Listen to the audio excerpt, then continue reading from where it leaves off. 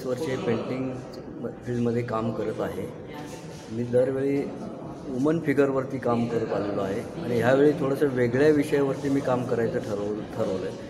कारण माझ्या मागे माझी आजी आणि माझ्या वडिलांनी आजीचं जे वारकरी संप्रदाय आहे त्यामुळं मला ते इम्प्रेस झालं आणि माझ्या वडिलांनीसुद्धा वारीवरती भरपूर पेंटिंग केलेली आहे. मला त्याच्यावरती काम करायची इच्छा झाली म्हणून मी ते काम सुरू केलं.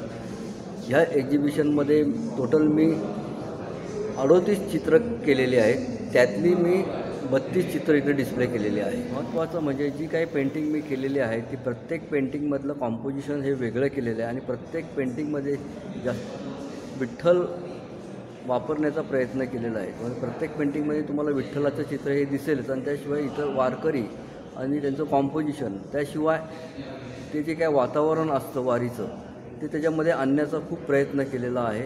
त्याच पद्धतीने रंगसंगतीसुद्धा त्याच पद्धतीची वापरलेली आहे. विठ्ठल हा विषय घ्यायचं कारण म्हणजे आमची आजी वारकरी संप्रदायाची होती.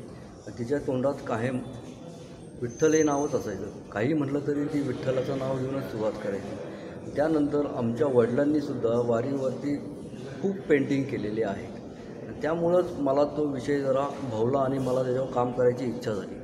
तर मला घरामध्ये लावण्यासाठी एक चित्र करायचं होतं विठ्ठलाचं, पण ती जी सुरुवात झाली त्यानंतर मी टोटल जवळजवळ 32 वर्क विठ्ठलावरती केलीत आणि वेगवेगळी कॉम्पोजिशन त्याच्यामध्ये मी तयार केलेली आहे. ती प्रत्येक पेंटिंगमधलं कॉम्पोजिशन हे वेगळ्या पद्धतीने मी मांडण्याचा प्रयत्न केलेला आहे.